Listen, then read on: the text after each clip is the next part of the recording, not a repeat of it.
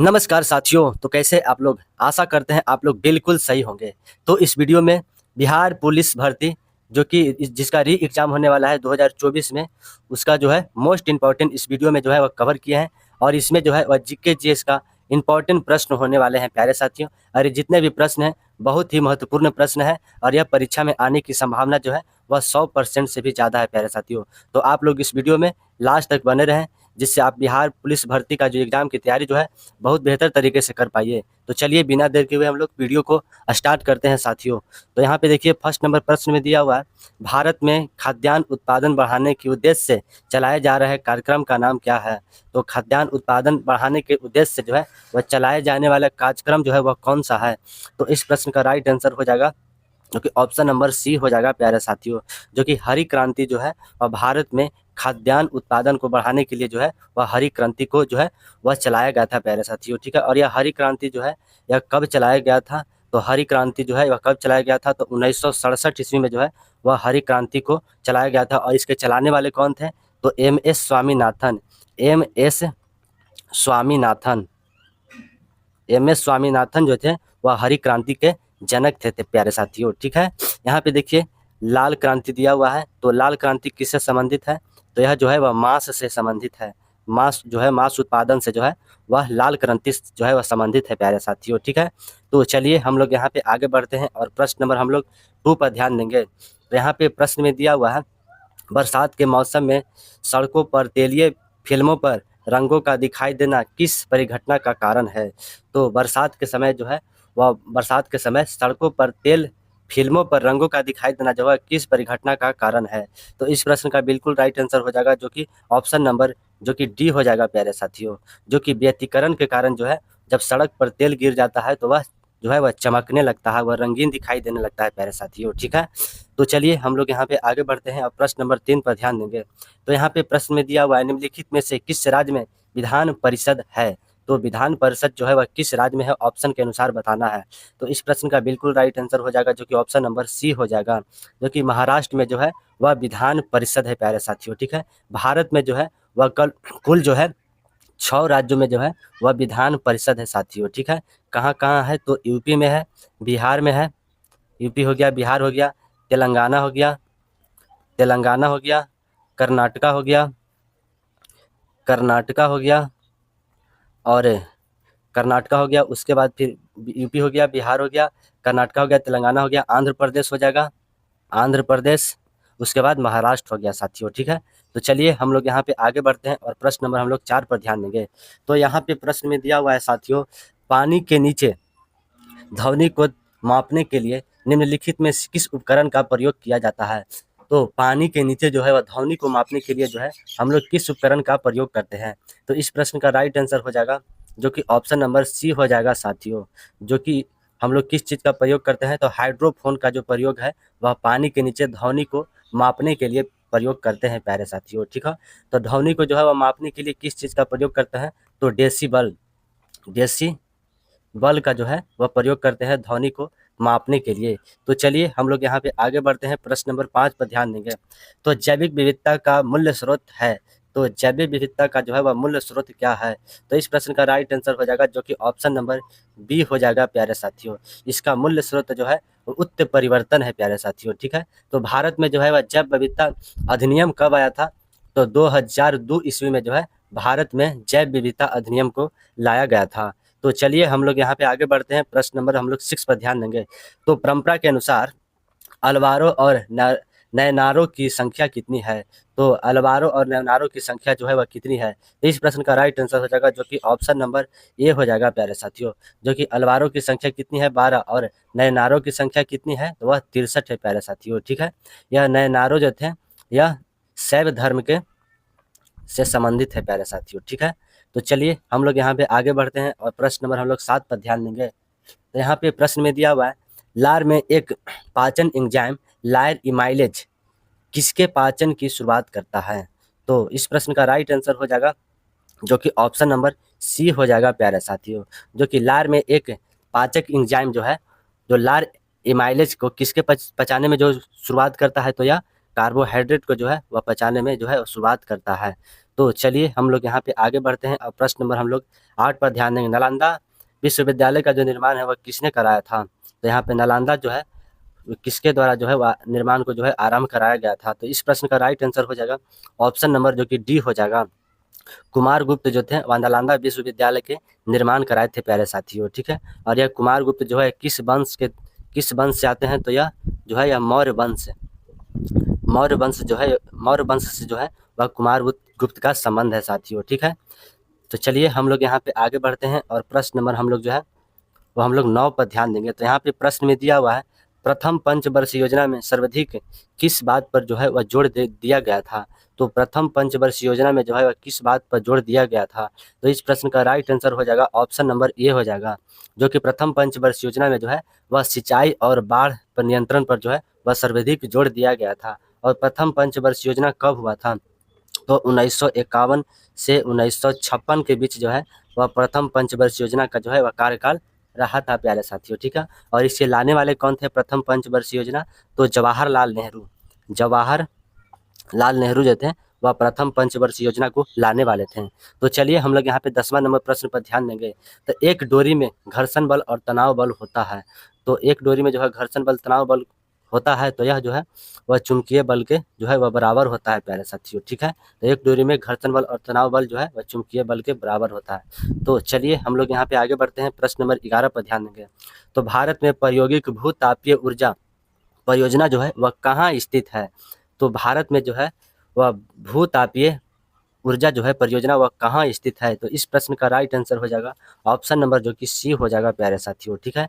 जो पुंगा घाटी के लद्दाख में जो है वह भारत में प्रायोगिक भूतापीय ऊर्जा परियोजना जो है वह स्थित है साथियों। तो चलिए हम लोग यहाँ पे आगे बढ़ते हैं और प्रश्न नंबर 12 पर ध्यान देंगे। तो नमक द्वारा भोजन को संरक्षित किस विधि द्वारा जो है वह किया जाता है? तो नमक द्वारा जो है वह भोजन का संरक्षण जो है वह किस विधि के द्वारा जो है वह किया जाएगा? तो इस प्रश्न का बिल्कुल राइट आंसर हो जाएगा ऑप्शन नंबर सी हो जाएगा, जो कि लवणीकरण द्वारा जो है वह नमक जो कि भोजन को संरक्षित जो है वह किया जाता है प्यारे साथियों। एग्जाम्पल के तौर पर हो गया जो कि गाँव में या फिर शहरी क्षेत्र में जो कि अचार लगाया जाता है, अचार जो है उसमें नमक डालकर जो है उसको संरक्षित किया जाता है। तो चलिए हम लोग यहाँ पे 13 नंबर प्रश्न पर ध्यान देंगे। तो भारत का कौन सा केंद्र शासित प्रदेश बंगाल की खाड़ी में स्थित है? तो भारत का जो है वह कौन सा केंद्र शासित प्रदेश जो है वह बंगाल के खाड़ी में स्थित है साथियों? तो इस प्रश्न का बिल्कुल राइट आंसर हो जाएगा ऑप्शन नंबर सी हो जाएगा, जो कि अंडमान और निकोबार द्वीप समूह जो है वह बंगाल की खाड़ी में जो है वह स्थित है प्यारे साथियों, ठीक है। यहाँ पे देखिए दादर और नागर हवेली हो गया और दमन और दीप हो गया। तो दादर और नागर हवेली जो है वह कहाँ स्थित है? तो यह मुंबई में जो है वह स्थित है प्यारे साथियों, ठीक है। दमन द्वीप यह कहाँ है? तो यह गुजरात में है। तो चलिए हम लोग यहाँ पे आगे बढ़ते हैं, प्रश्न नंबर 14 पर ध्यान देंगे। निम्नलिखित में से कौन सा अम्ल ग्रामीण भारत में संपों के संपर्क में संक्रमण को रोकने के लिए व्यापक रूप से उपयोग जो है वह किया जाता है? तो इस प्रश्न का राइट आंसर हो जाएगा जो कि ऑप्शन नंबर ए हो जाएगा, जो कि सांपों के संक्रमण को जो है वह रोकने के लिए जो है या व्यापक रूप से ग्रामीण क्षेत्र में जो है किसका प्रयोग किया जाता है? तो यह कार्बोलिक एसिड का जो है इसका प्रयोग किया जाता है साथियों, ठीक है। इंपॉर्टेंट प्रश्न है तो आप लोग ध्यान दीजिएगा। तो चलिए हम लोग यहाँ पे आगे बढ़ते हैं और प्रश्न नंबर हम लोग 15 पर ध्यान देंगे। निम्नलिखित में से कौन सा देश भारत के पूर्व में स्थित है? तो भारत के पूर्व में जो है वह कौन सा देश स्थित है? तो इस प्रश्न का बिल्कुल राइट आंसर हो जाएगा ऑप्शन नंबर बी हो जाएगा, जो कि बांग्लादेश जो है वह भारत के पूर्व में स्थित है प्यारे साथियों, ठीक है। यहाँ पे श्रीलंका जो कि दक्षिण में स्थित है प्यारे साथियों, ठीक है। उत्तर में कौन है? तो उत्तर में जो है वह नेपाल है। उत्तर में भारत के जो है वह नेपाल है प्यारे साथियों, ठीक है। और पश्चिम में जो है वह पाकिस्तान है। तो चलिए हम लोग यहाँ पे 16 नंबर प्रश्न पर ध्यान देंगे। तो यहाँ पे प्रश्न में दिया हुआ है निम्नलिखित में से किसे मास्टर ग्रंथि के नाम से जो है वह जाना जाता है? तो मास्टर ग्रंथि के नाम से जो है हम लोग पीयूष ग्रंथि को जो है वह जानते हैं प्यारे साथियों, ठीक है। तो चलिए हम लोग यहाँ पे आगे बढ़ते हैं और प्रश्न नंबर 17 पर ध्यान देंगे। तो सुंदरवन निम्नलिखित में से किस प्रकार का वन है? तो सुंदरवन में जो है निम्नलिखित में से जो है किस प्रकार का वन पाया जाता है? तो इस प्रश्न का राइट आंसर हो जाएगा ऑप्शन नंबर डी हो जाएगा, जो कि तटीय एवं ज्वारीय वन जो है वह सुंदरवन के क्षेत्र में पाया जाता है साथियों, ठीक है। और यह सुंदरवन जो है यह वेस्ट बंगाल में पड़ता है। तो तो चलिए हम लोग यहाँ पे आगे बढ़ते हैं और प्रश्न नंबर 18 पर ध्यान देंगे। तो भारत में चुनाव आयोग की स्थापना जो है वह कब शुरू किया गया, जो कि स्थापना कब किया गया था। तो भारत में चुनाव आयोग की जो है वह कब स्थापना किया गया था। तो इस प्रश्न का बिल्कुल राइट आंसर हो जाएगा, जो कि ऑप्शन नंबर सी हो जाएगा। 25 जनवरी 1950 को जो है वह भारत में चुनाव आयोग की स्थापना किया गया था। और चुनाव आयोग जो है किस आर्टिकल के तहत आता है, तो 324 आर्टिकल के तहत जो है वह चुनाव आयोग के बारे में चर्चा है साथियों, ठीक है। तो चलिए हम लोग यहाँ पे आगे बढ़ते हैं, प्रश्न नंबर 19 पर ध्यान देंगे। तो अंतर्राष्ट्रीय न्यायालय का मुख्यालय जो है वह कहाँ स्थित है। तो अंतर्राष्ट्रीय न्यायालय के मुख्यालय जो है वह कहाँ स्थित है। तो इस प्रश्न का राइट आंसर हो जाएगा ऑप्शन नंबर, जो कि सी हो जाएगा। द हेग में जो है वह अंतर्राष्ट्रीय न्यायालय का मुख्यालय स्थित है प्यारे साथियों। द हेग जो है यह कहाँ पड़ता है, तो नीदरलैंड में जो है द हेग पड़ता है। यहाँ पे देखिए वाशिंगटन डीसी दिया हुआ है, तो वाशिंगटन डीसी जो कि यहाँ पे कौन कौन सा जो है जिसका मुख्यालय पड़ता है, तो वर्ल्ड बैंक का जो मुख्यालय है वह वाशिंगटन डीसी में पड़ता है प्यारे साथियों, ठीक है। तो चलिए हम लोग यहाँ पे आगे बढ़ते हैं और प्रश्न नंबर यहाँ पे हम लोग 20 पर ध्यान देंगे। तो यहाँ पे प्रश्न में दिया हुआ है, वर्ष 1945 में हिरोशिमा पर गिराए गए परमाणु बम को किस रूप में जो है वह जाना जाता है। तो यानी कि उस परमाणु बम जो गिराया गया था जापान में, उसका नाम क्या था। तो इस प्रश्न का राइट आंसर हो जाएगा, जो कि ऑप्शन नंबर ए हो जाएगा, जो कि इसे जो है लिटिल और बॉय के नाम से जो है इसे जाना जाता है प्यारे साथियों, ठीक है। और यह कब जापान पर गिराया गया था, तो 6 अगस्त को जो है वह लिटिल को गिराया गया था, और बॉय को जो है वह 9 अगस्त को गिराया गया था प्यारे साथियों, ठीक है। तो चलिए हम लोग यहाँ पे आगे बढ़ते हैं, प्रश्न नंबर हम लोग 21 पर ध्यान देंगे। तो भारत में चीनी उद्योग के बारे में निम्नलिखित में से कौन सा जो कथन है वह सही है। तो इस प्रश्न का बिल्कुल राइट आंसर हो जाएगा ऑप्शन नंबर डी हो जाएगा साथियों, जो कि भारत में जो है उत्तर प्रदेश जो है वह चीनी उत्पादन में जो है वह प्रथम राज्य है प्यारे साथियों, ठीक है।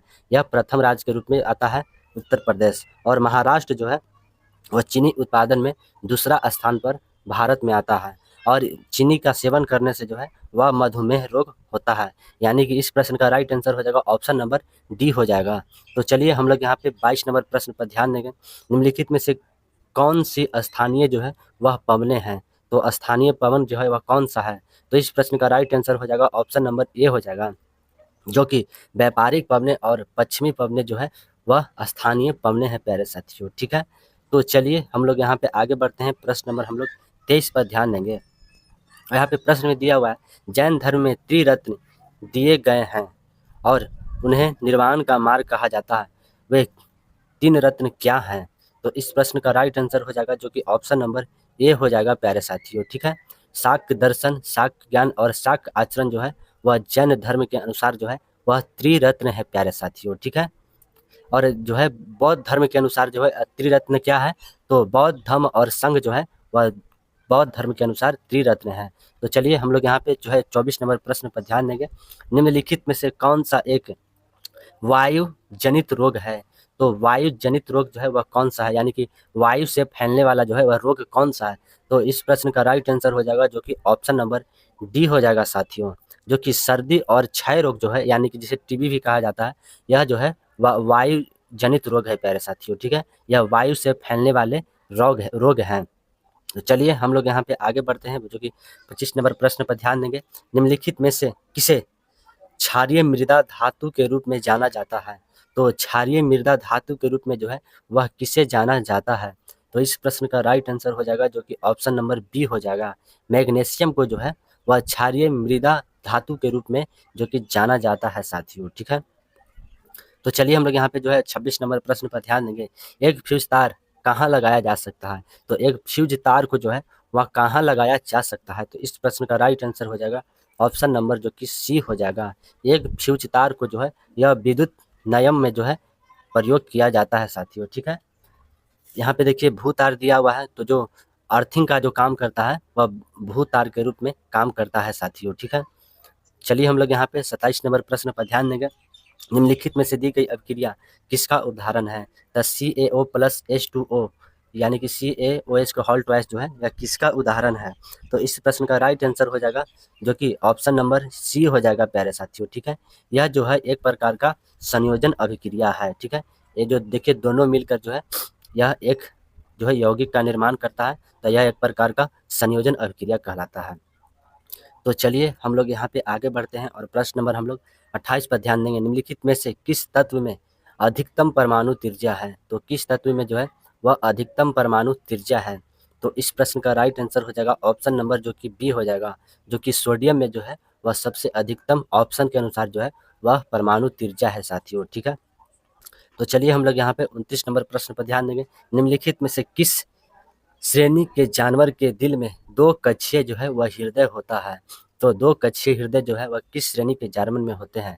तो इस प्रश्न का राइट आंसर हो जाएगा जो कि ऑप्शन नंबर डी हो जाएगा साथियों, जो कि मध्यस्थ प्रकार के जो जानवर है, मछली सब आता है, तो उसमें जो है वह दो कक्षीय जो है वह हृदय पाए जाते हैं प्यारे साथियों। ठीक है, यहाँ पे देखिए जो कि सांप के बारे में दिया हुआ केवल सांप, तो इसमें जो है वह तीन तीन कक्षीय तीन कक्षीय हृदय होता है।